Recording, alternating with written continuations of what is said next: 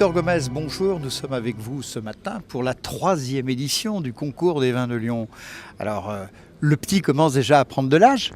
Oui, c'est tout à fait ça. C'est vrai qu'on a de plus en plus de vins, de plus en plus de dégustateurs. Donc ça prend une ampleur, notre capitale de la gastronomie, qui est plutôt bien. Capitale de la gastronomie qui va peut-être devenir à ce niveau-là et à ce rythme-là la capitale de l'œnologie également. Peut-être. Ce qui est sûr, c'est que on en parlait avec Laurent Bouvier et des Toques Blanches Lyonnaises, comme quoi c'était bien parce que c'est vrai qu'on est connu pour la gastronomie, pour la nourriture, pour les bons plats, les bouchons lyonnais, et on aimerait maintenant être connu aussi pour les vins. Voilà, il y a un concours qui existe à Lyon, on sélectionne les meilleurs vins de France et du monde puisque le concours est international. Donc maintenant on est en train de prendre une ampleur à l'étranger, toutes les médailles qui parcourent, qui sont aussi bien en Chine qu'aux États-Unis. On a des importateurs qui nous appellent, qui nous disent que tel producteur il aimerait que cette année il participe parce que notre médaille est reconnue. Ça fait plaisir. Alors, je ne sais pas si vous allez doubler le concours de Paris ou celui des vins de Mâcon, mais enfin, en tout cas, vous en prenez le rythme. Quelques chiffres. En 2010, première édition, 1400 vins à déguster. En 2011, 1800. Et cette année, 2400 avec 300 dégustateurs. Ça va plus que crescendo, Victor. Vous qui êtes l'organisateur de ce concours. Voilà, alors bon, c'est vrai qu'on a un concours un peu différent puisqu'on se veut un concours international pour aider les producteurs à exporter leurs vins à l'étranger, et puis un concours lyonnais aussi pour montrer aux chefs ou aux sommeliers à Lyon que voilà, il y a des super vins qui sont médaillés lors de notre concours et qu'on peut faire des associations mets et vins avec des vins un peu de partout en France, bien sûr du Beaujolais et de la vallée du Rhône aussi. L'idée du concours, en fait, c'est de faire ressortir sur le haut du panier des vins de vignerons, de viticulteurs. C'est ça, tout à fait.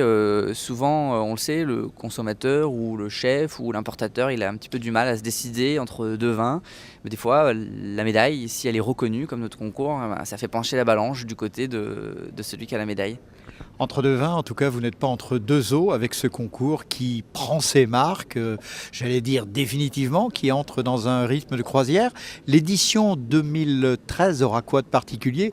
Peut-être, comme le disait Laurent Bouvier tout à l'heure, à part des ateliers à l'issue du concours, mais vins.